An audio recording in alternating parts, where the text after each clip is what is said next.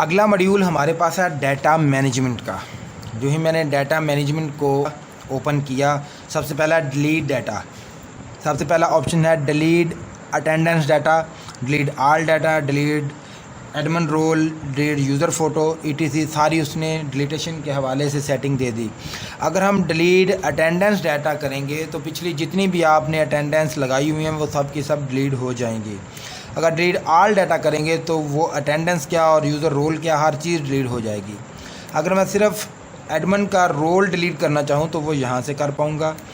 अगर यूज़र की photo delete करना चाहूँ तो वो मैं यहाँ से कर पाऊँगा इस तरह से, ऑल या कोई भी नहीं।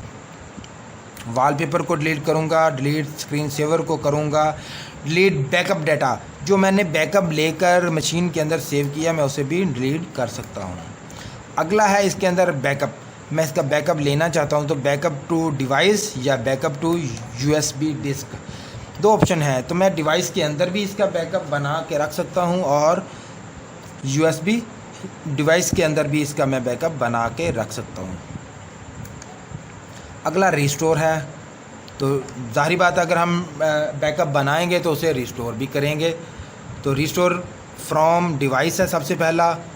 डिवाइस के अंदर अगर हमने बैकअप बना के रखा हुआ है तो उसको रिस्टोर करने के लिए यहाँ से हम ओके करेंगे तो वो कहता है कि रिस्टोर पैकेज नॉट फाउंड, चूँकि हमने बैकअप बनाया नहीं तो वो फिर शो भी नहीं होगा।